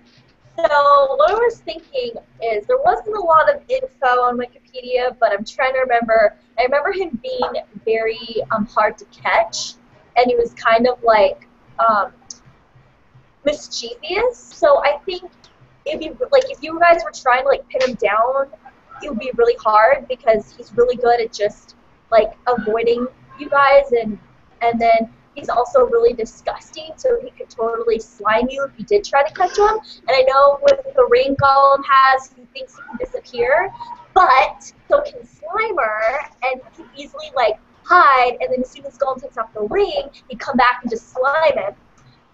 And then he would slime him, and so when the Ghostbusters came, they would think they were catching Slimer, but then Slimer would like move, and then they would catch Gollum, and it was Yeah, I can pretty much say that the Ewok who lives in a forest is okay with slime. And I kind of feel like I have to give the Ghostbusters slightly more credit than to think that, like... But see, here's the thing. He's going to slime you guys. You guys look like Slimer. So then the Ghostbusters are thinking they're containing Slimer, but if Slimer moves at the last second, they really contain you guys. I know it's kind of weird because you're not ghosts, but they can still contain you, I think. So. No. Yeah, because you guys have the slime of Slimer, so then they think that it's ghosts. Any more rebuttals? I'm pretty sure that I would just take my spear and like stab Slimer. I'm pretty sure that like the only thing Slimer actually ever does like eat and slime things. So yeah. I think that's I don't think Slimer's a threat. You can't kill him. That's the thing. You can't kill him because he's already a ghost. He's already dead. But he also like he's like not very capable of like, you know, as a ghost of like manipulating physical. Can you all see me? Because all of you just went dark. Yes, we can see you. Yes, No, you're still there. You're still there. Of like manipulating physical things. So I kind of feel like, oh, he's just going to reach for a spear and it's just going to go through his hand. He can't actually do anything. right, but so he'll Well, basically and I think as survive, well. I mean, like survival of the fittest, because he'll be the last one standing. well, You he's know? not. He comes into the fight not surviving because he's already a ghost. But Yeah. also, But he's the last one also, remaining. I- The Hunger Games. I the feel last as though one. that he would be chased by the Ghostbusters because they're going to try and get him like in a containment field. Yeah. Like he's going to come with someone already Yeah. hunting him. But he's still not gonna die. So you guys can kill each other and he can still be there. And he can outsmart the Ghostbusters for the time being. So, you know. The Ghostbusters All right. may catch him in the end, but he still could be the last one standing. So. All right. I will say Timekeeper also agrees that having the slime of Slimer does not a Slimer make. It doesn't matter, he's still the last one standing. So. Matt on Twitter says Gollum all the way because he's the smartest, tricky of the group. Smartest and trickiest of the group. Alexander Martin says Gollum wins, flawless victory. However, the best argument was for Wicked. Oh, so he likes your argument, Tanya. Just anything. All right, so now I will make the decision. Let's see here. So you know what? I'm so tempted, Nicole, to give it to you because of your disguising as slime. Slimer thing, like, because I actually think that's a pretty clever way to use Slimer because he's a hard one to argue for. So I'm really tempted to give it to you. I may still do. I don't know. We'll see. I mean, you probably are right though. The Ghostbusters get slimed too, and they don't get fooled that it's not really them. But, Yeah. it's not Slimer. But I do really like that argument. So I did like. That I think Wicked could outsmart Gollum. I don't think Gollum actually is particularly smart, and he gets very easily distracted. That's very true. So yeah, I'll give it to Wicked. 2 for 2. 2 for 2. Oh shit! I should have done that. I forgot you won the last round. Damn it. Oh no! Actually, oh my god! Actually doing a dance, a victory dance. Jesus. Oh, boy.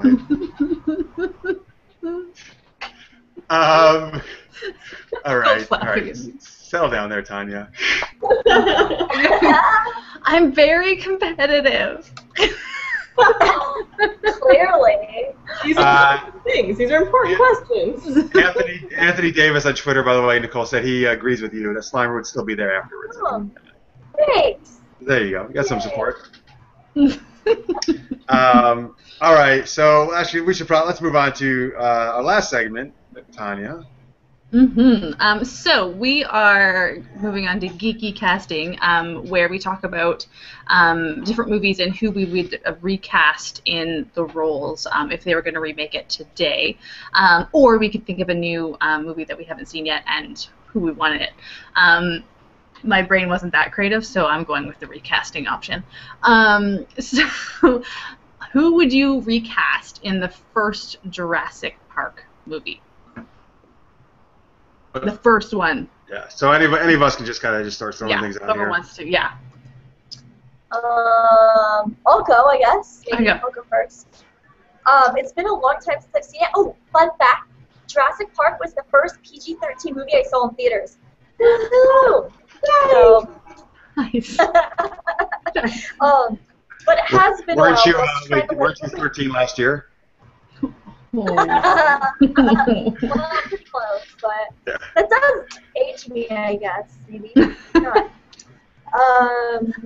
Well, so I was thinking, like, it's really tough, but I was thinking for Dr. Alan Grant, I would like to see Nathan Fillion as him. Oh, It's good.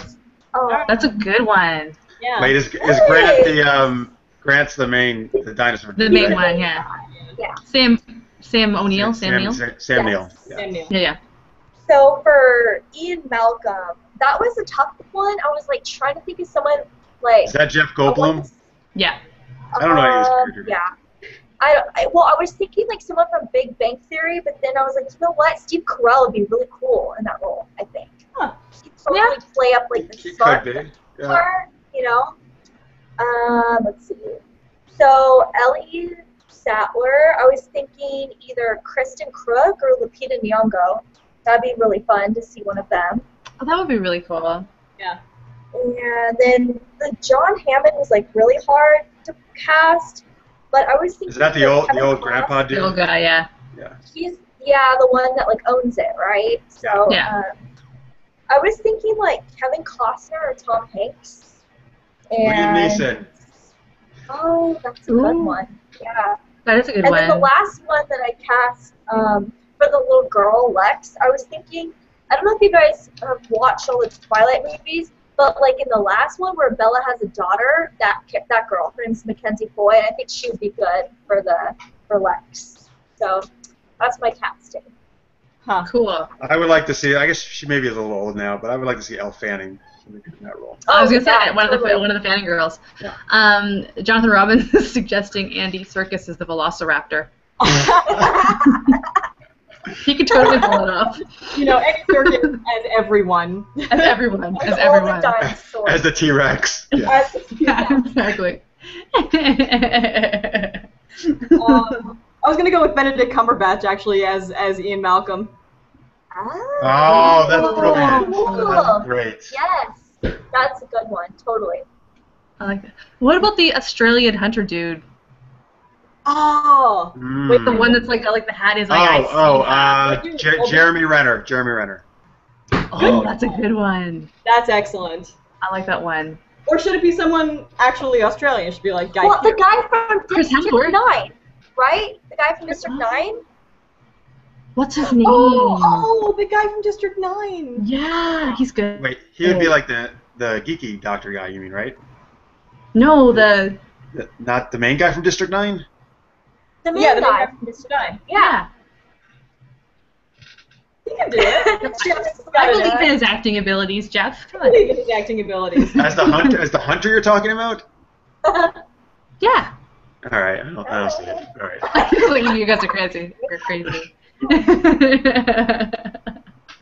Yeah, I was kind of leaning towards for Jeff Goldblum's character. What's his real name? The guy who plays Sheldon.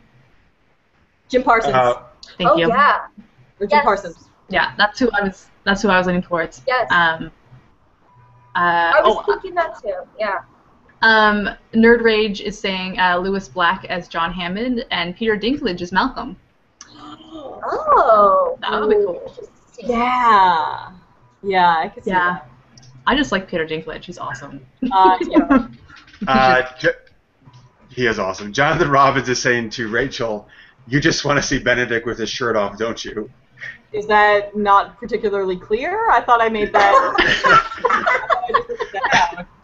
I thought like Benedict Cumberbatch with like the whole half open and then lying on the table, and then all of a sudden just like put a fire behind him, and there's a bearskin rug there for no particular reason.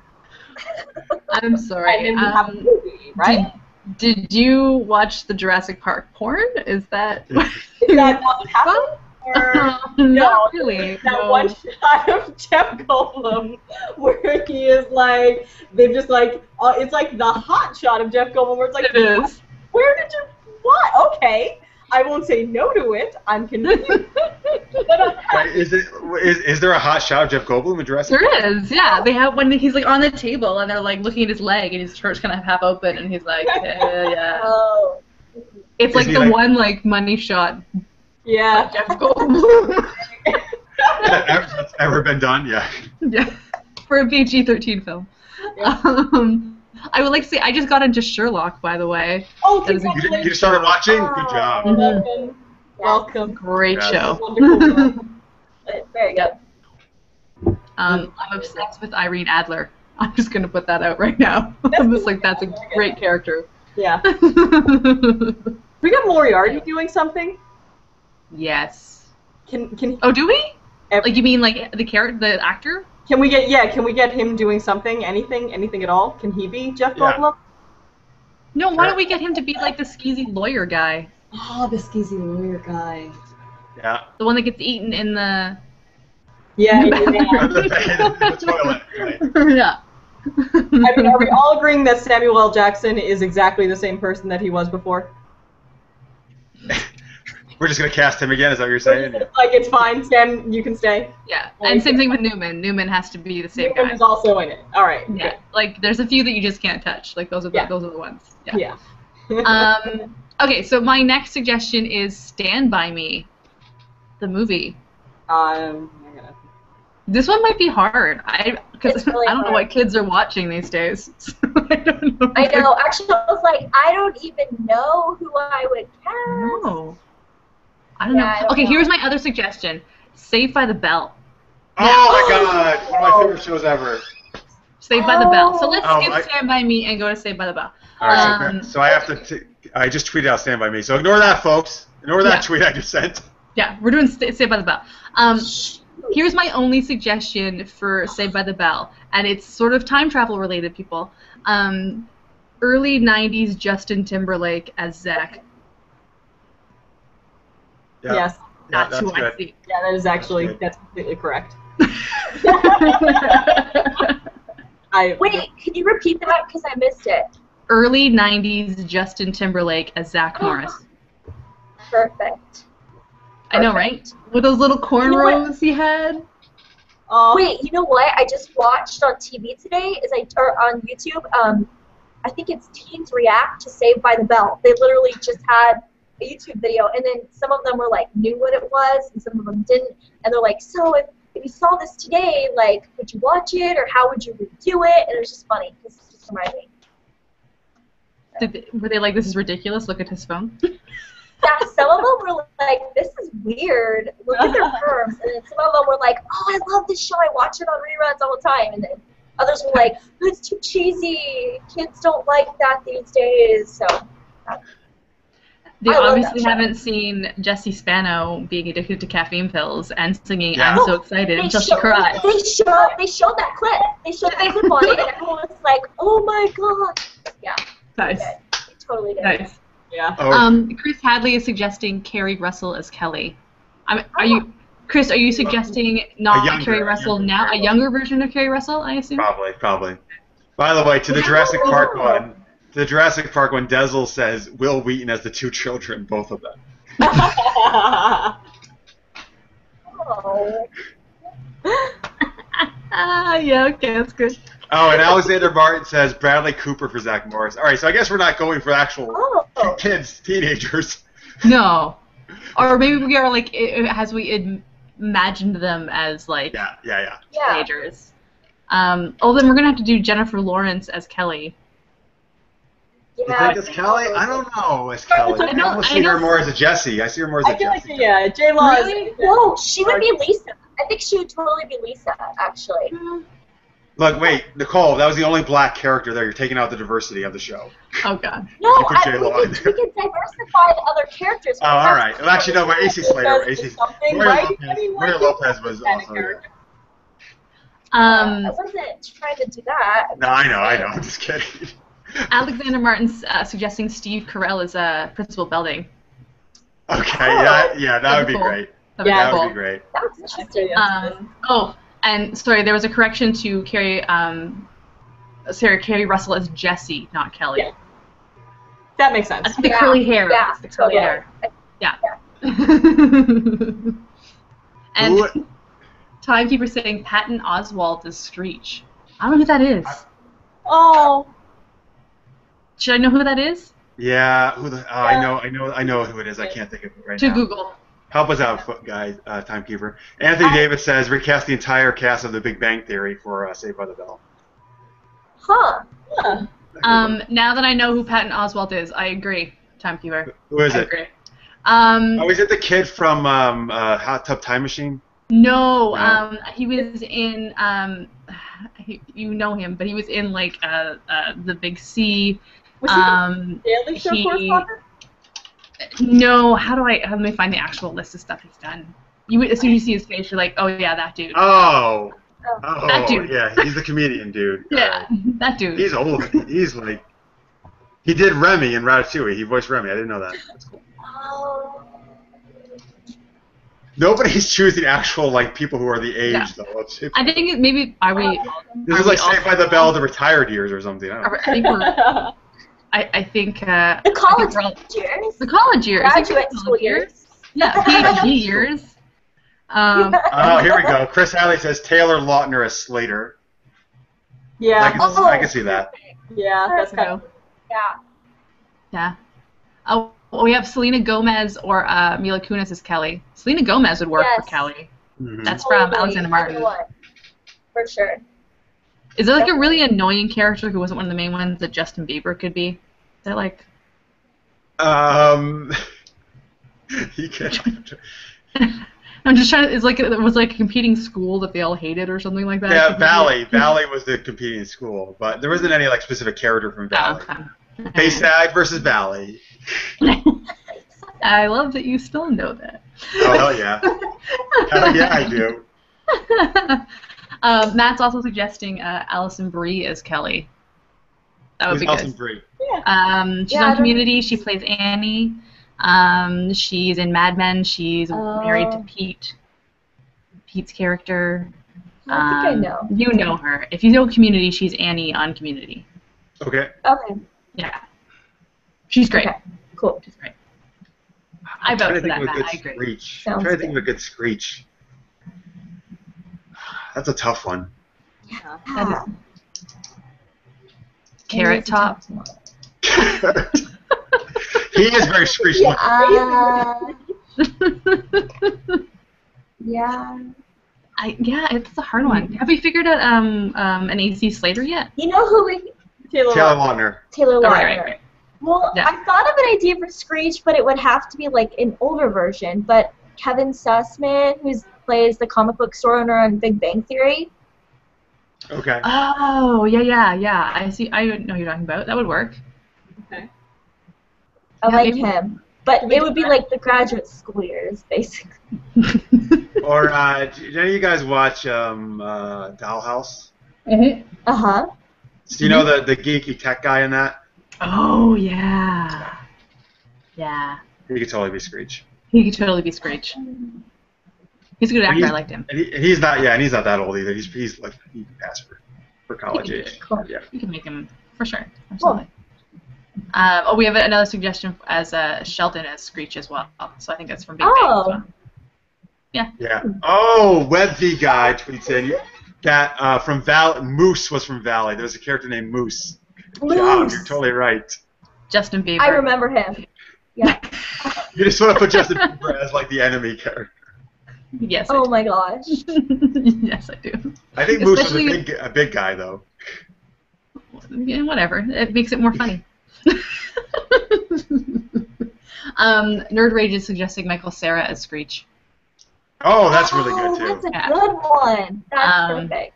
And Chris Hadley is Johnny Galecki, so Leonard from Big Bang Theory as Screech. Oh, that would be good. I can Yeah. Now we got a lot of Screeches. Yeah. see that. Is that everybody? Who was that? All the main characters? Did we decide on Elisa? Oh no, we haven't done Elisa yet. Hmm. Lisa.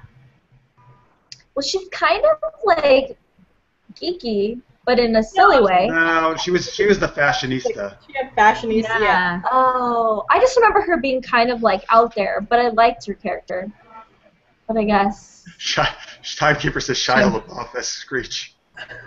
That'd I be the only job you can get. Oh. can see that. Oh, Megan great Fox ones. Megan Fox would be Lisa. Web you guys suggest Megan Fox as Kelly, Blake Oh, Lively Kelly? as, Okay, yeah, that's true. Maybe and Kelly. Zoe Saldana as Lisa. There you go. Thank you. Yeah. She'd be And good. someone's Twitter handle is Zach Morris, and I don't know who that is.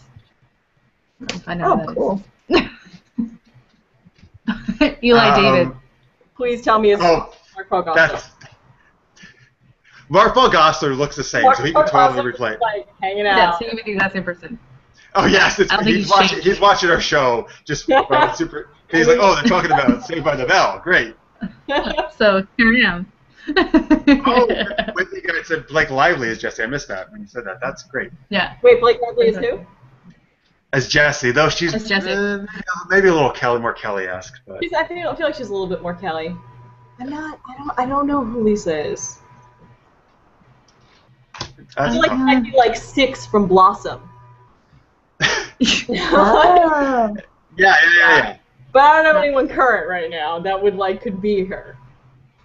I mean, if Charisma Carpenter was still able to play a teenager, I mean, she's already kind of played that character. Mm. Yeah, she did That's her with true. that show Popular, right? Wasn't she Oh, that yeah. show? No, I'm Buffy. I'm Buffy. On Buffy, Oh. she played, she was, Cordelia. Oh, yeah. Cordelia. Yeah.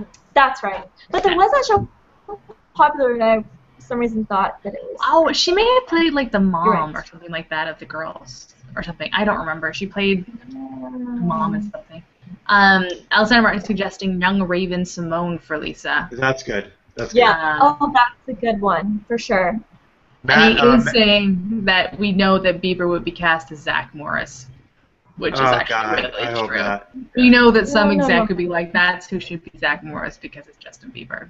It's true. It's a sad reality, but it's true. I don't know. I don't think he could get it because I think there's too much content. Well, maybe that's why they would cast him.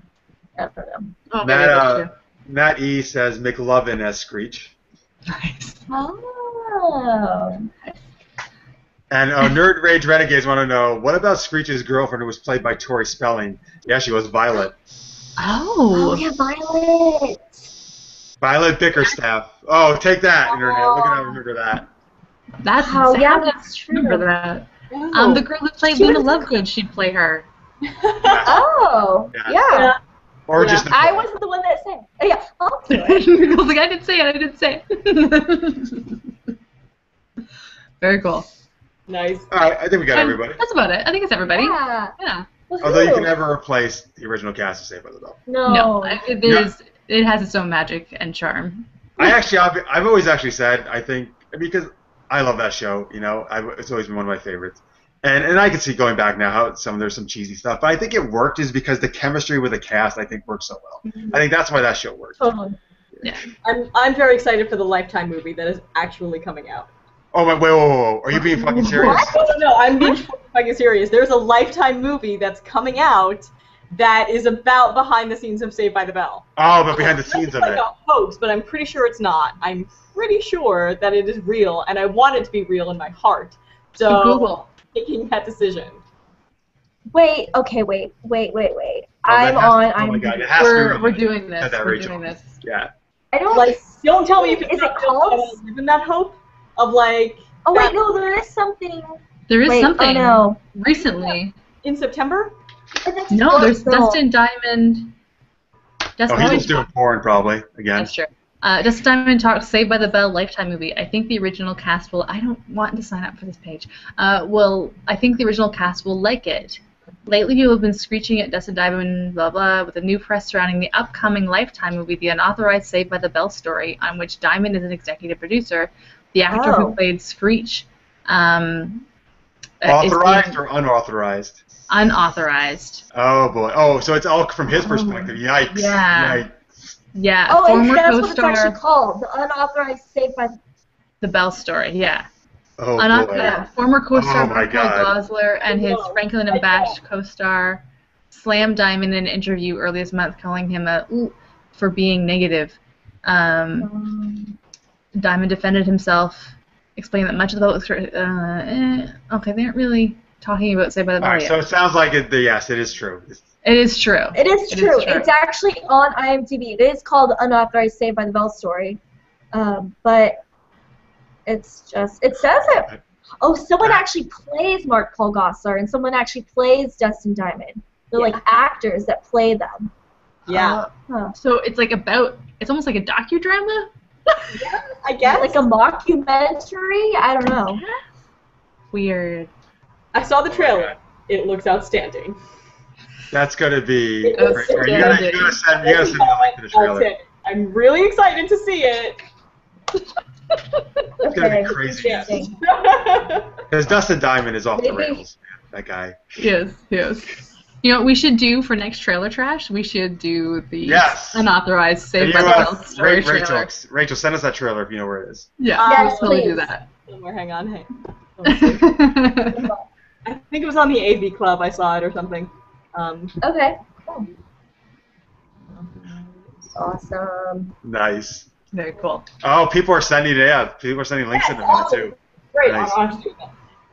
Well, I don't know. There it is. I don't know if they're trailer links. Yes, we got it. Yes. Once Lifetime Saved by the Bill offers campy fun. Let's try that. All right. So I think that'll do us for Geeky Casting, right? Yeah, that's it. Yeah. That's it. Yeah. All right. We covered everybody. Nicole, you want to? Oh my gosh, she's too engrossed in something here. Nicole, you want to wrap us up here? It's Saved by the Bell. Yeah, It's sorry, distracted us. totally. I know. I was like, oh, someone tweeted that they auditioned for it. Okay. So we had an amazing show today, and we're just going to recap our really awesome shows that we're promoting. So we'll start with Rachel. Yes. Rachel, you want to share some of your links again? Yeah. What was that? Sorry. Oh, Sorry, yeah, go share ahead. some of the Yes. links. No.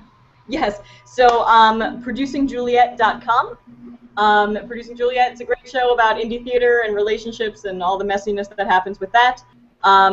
Producing Juliet is the Twitter, and we've got 4 episodes out. Next 3 are coming out over the next couple of weeks. Next one's coming out on August 20th. So please do check us out. We're fantastic. We're very fun. Where do you have any other personal website or Twitter people can follow you? Oh, for me, yes. Yes, you can check me out at RachelHip-Flores.com, or my Facebook is facebook.com, etc.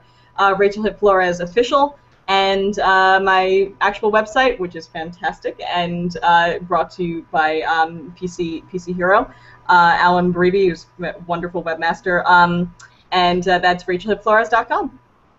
And at HipFloor on Twitter, right? Yes. Oh, and it's Rachel with 2 A's, Rachael. Yes. All right. Very good. Blame my mother. Uh-huh. Nicole? Awesome. Or, Am I Progress? next? What's happening? Oh, yes. Progress is about a steam-powered internet, and you can check it out at progressseries.com, and also check out our spin-off show, jts.tv/harlot. Cool. And Tanya? You can see Asset at jts.tv/asset. Woo. Awesome. Jonathan Robbins just tweeted if we could throw in a thing for Out with Dad. Absolutely. So I'm pretty sure, sorry, it's just outwithdad.com. Hopefully, no, Tanya can't confirm this apparently from her look. I think it is, but I think they're also on JTS. Out with Dad, I don't know if Out with Dad is. Clutch and Acid are on JTS. You can check out Clutch and Acid on JTS for sure. You know what? Here's the thing. If you want to find Out with Dad, look it up on Twitter, at Out with Dad, and all the information will be there. And I'm almost positive, and I'm just going to take 1 second here. I think it is. That it is outwithdad.com. Yes, it is outwithdad.com. Yeah. It's a great show that Jonathan stars in.